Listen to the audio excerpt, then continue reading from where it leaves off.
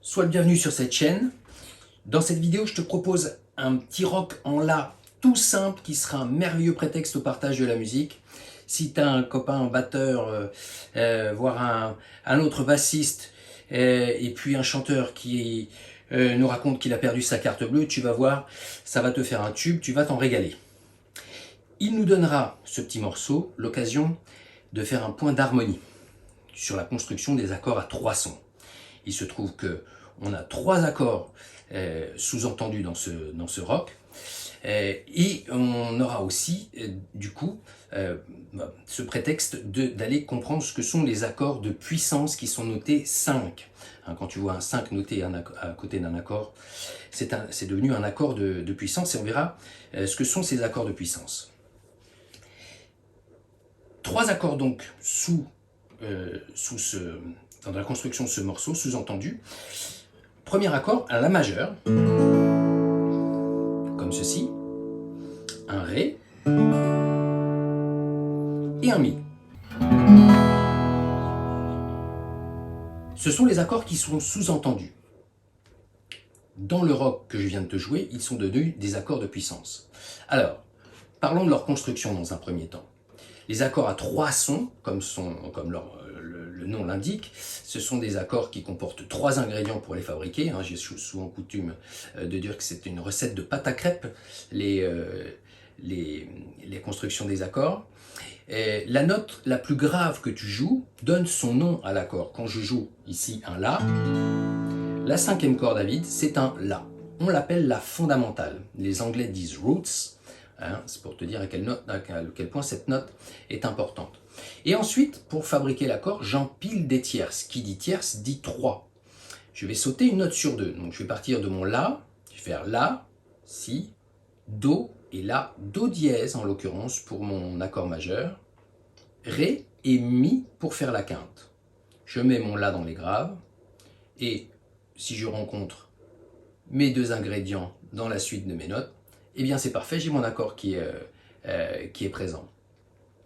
Entre le La, la fondamentale, et cette tierce Do dièse, j'ai un intervalle de 2 tons. Ça correspond à une tierce majeure. Sur ta guitare, ça correspond à 4 cases. Alors, c'est pas aussi visuel la construction des accords que ce que tu peux entrevoir si c'est représenté sur un clavier. Et c'est pourquoi je te le représente sur cette vidéo. C'est beaucoup plus parlant sur un clavier. Donc une tierce majeure entre ces 2 notes-là, ça donne 4 cases sur ta guitare. Alors évidemment, ces 2 notes-là, tu ne les joues pas sur la même corde, pas possible. Tu les joues sur 2 cordes différentes. Sur le clavier, tu le vois beaucoup plus. Mais cette tierce-là, Do dièse, eh bien, elle est représentée ici. Elle est jouée par mon 3e doigt sur la 2e case de la 2e corde. Ça, c'est un accord majeur. J'ai 2 tons entre la fondamentale et la tierce majeure, et ensuite 1 ton et demi entre la tierce majeure et la quinte pour fabriquer cet accord-là.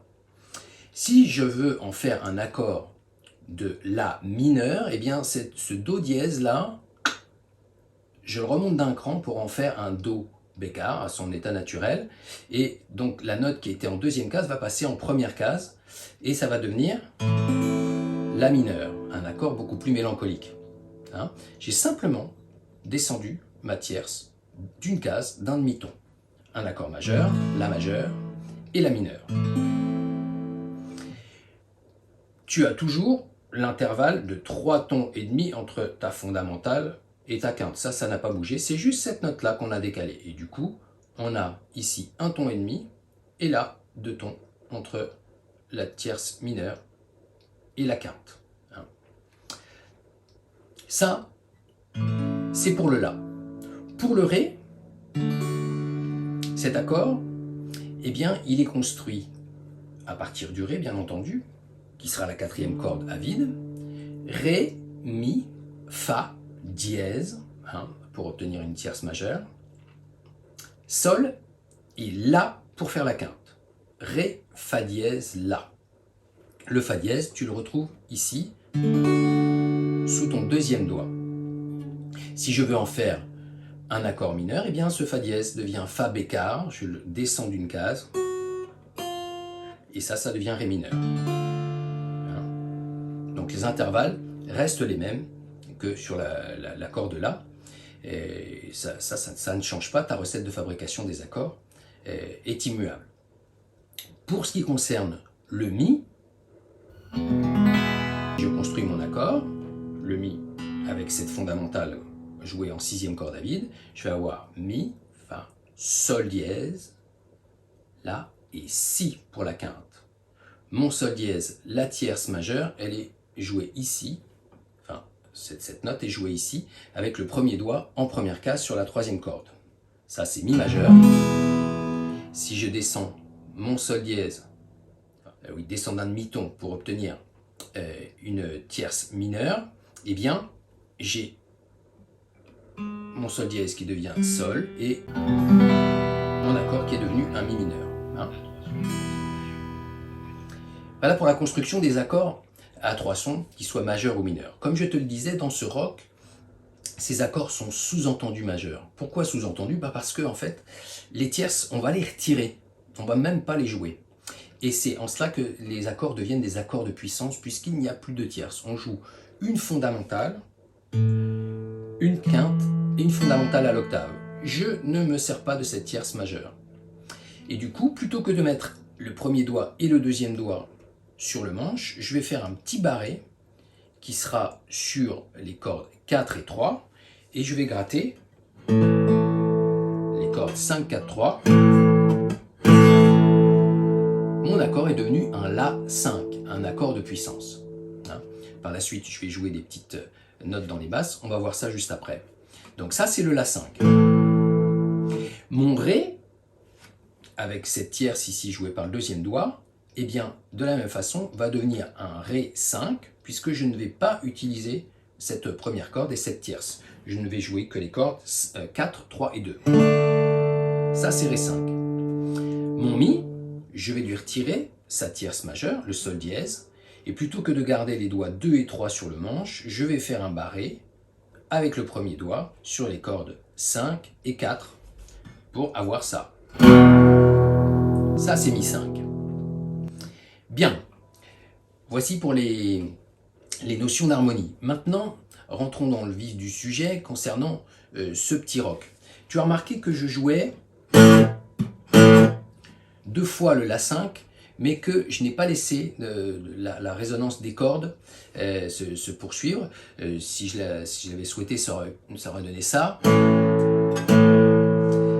C'est moins rythmique, il y a moins de relief dans l'accompagnement. Du coup, là, je marque des demi-soupirs, qui sont ces petites virgules que tu as sur la partition, pour arrêter la résonance des cordes. Hein. Rythmiquement, j'ai ça. 1, 2, 3, 4 et 1, 2 et... Je refais 1, 2, 3, 4 et 1, 2 et... Alors, comment j'arrête la résonance de mes cordes? Simplement en relâchant la pression de mon doigt sur le manche. Hein. Je fais une petite pompe, on appelle ça une petite pompe comme ça. Hop, je relâche la pression de mon doigt. Mais ça ne suffit pas puisque j'ai le La que j'ai joué à vide. Il faut que j'arrête aussi. Alors, je peux utiliser pour ça mes doigts qui sont libres pour venir en contact avec les cordes et les bloquer. N'appuie pas trop sur ton manche parce que j'ai pu remarquer ça auprès des élèves à qui j'ai proposé ce morceau, c'est qu'en général, ils veulent tellement bien faire qu'ils appuient trop fort et on obtient quelque chose qui n'est pas forcément idéal. On obtient une autre note, enfin d'autres notes en fonction de l'endroit où tu appuies, tu marques tes notes et que tu appuies trop. Et bien là, viens juste en contact avec les cordes, tu touches les cordes juste pour arrêter leur résonance. Tu peux le faire aussi à la main droite.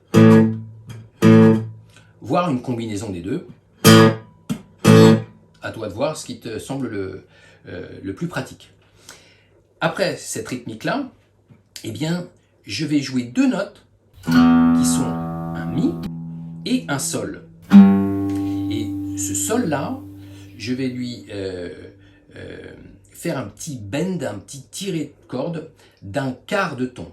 Alors, un quart de ton, c'est quelque chose qui va te donner l'impression d'être un petit peu faux. Alors je joue le mi, je joue bien entendu mon sol avant de tirer la corde. Je joue sol et voilà, je vais tirer ma corde de façon à ce qu'on obtienne quelque chose qui fasse un petit peu faux comme ça. Personnellement, j'entends une vache meugler dans le champ.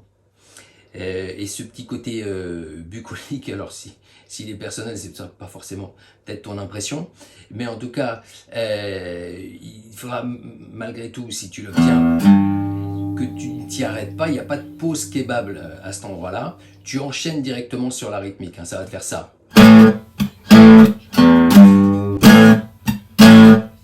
Bien, ce tiré de corde, je le fais vers le bas, parce que vers le haut, sur la 6e corde, je peux vite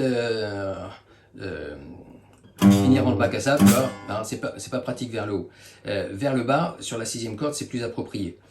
Et par ailleurs, juste pour indication, un quart de ton, et évidemment c'est la moitié d'un demi, si jamais tu avais eu un demi à côté de cette case, que les choses soient bien claires, ça voulait dire qu'on te demande de tirer la corde jusqu'à obtenir la note qui est un demi-ton au-dessus, c'est-à-dire un sol dièse. Hein. Si j'avais eu au bout de la flèche un demi, j'aurais fait pour obtenir ça. Hein. Là, j'ai un sol dièse et ça aurait été un bend d'un demi-ton. C'est une petite parenthèse. Donc je te le refais ça. 1, 2, 3, 4 et...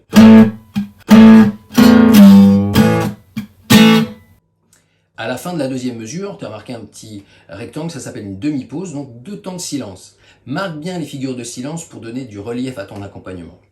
Tu verras que sur la suite de la ligne, tu as 2 barres obliques avec un point de chaque côté, qui signifie « Oh, j'ai beaucoup aimé les 2 mesures précédentes, je les recommence ». 2e ligne, on arrive donc à un Ré 5, et cette fois-ci, dans les basses, puisque tu as libéré ton 2e doigt, tu vas pouvoir jouer un La et un Do sur lequel tu vas faire un bend d'un quart de ton. Ça fait ça.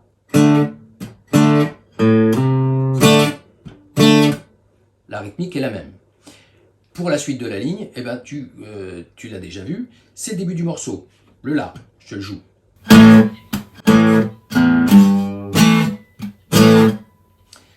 Troisième ligne, mon petit La, mon petit barré là, qui était bien pratique, eh bien je le monte d'un cran, d'une corde, donc je vais barrer les cordes 5 et 4 pour obtenir mon Mi 5, et cette fois-ci, dans les basses, je vais y loger 3 notes qui vont être Mi, Sol, avec mon petit bend d'un quart de ton, et un Mi à l'octave que tu as sous ton premier doigt sur la 2e case de la 4e corde. Ce qui va faire ça. Et je réenchaîne la rythmique. Je te joue ces 2 mesures-là. 1, 2, 3, 4 et...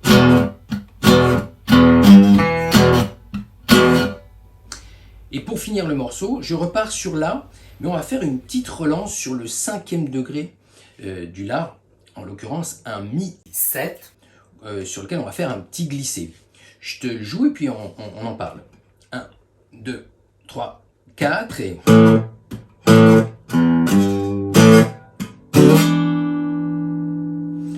Bien. Alors, tu as vu que j'ai joué 2 fois là. Mi sol avec mon bend, pardon. Je joue une seule fois là pour me permettre de venir glisser un accord qui est un accord de Ré 7 en Mi 7, un ton plus loin. Ce Mi 7, je le fais, tu as vu, avec le 2e doigt en 5e case, 5e corde, premier doigt 4e case, 4e corde, mon 3e doigt en 5e case, 3e corde, j'obtiens une petite figure qui ressemble à un triangle, je joue ces 3 notes-là, et quand j'obtiens leur résonance, je glisse d'un ton. Ne relève pas la pression de tes doigts du manche, sinon tu ne vas rien en entendre quand tu vas arriver en 7e case pour ce qui concerne le 2e doigt, la fondamentale de l'accord. Ça c'est un Ré 7, voilà. Ça donne Ré 7 glissé en Mi 7. Dans le contexte, 1, 2, 3, 4 et...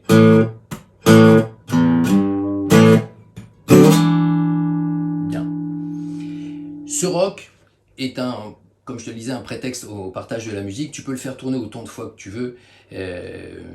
J'évoquais éventuellement une section rythmique, un chanteur, mais tu peux avoir un soliste qui puisse s'amuser à faire un solo sur cet accompagnement-là. Fais-le tourner autant de fois que tu veux, et quand tu veux le finir, bien, tu finis par cet accord de là, ce premier degré. Alors, c'est à toi de gérer le nombre de cycles que tu souhaites jouer sur ce morceau-là.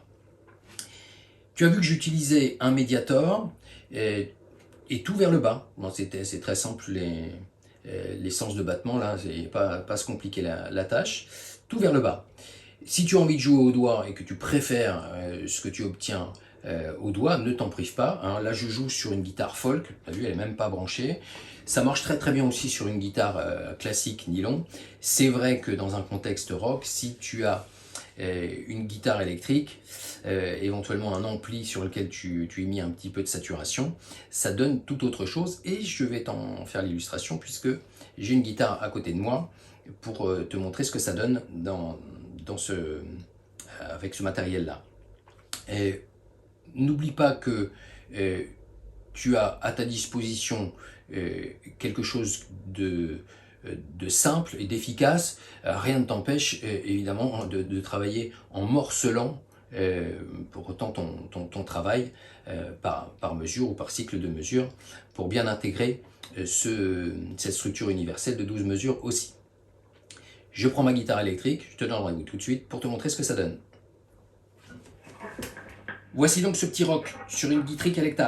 1, 2, 3, 4.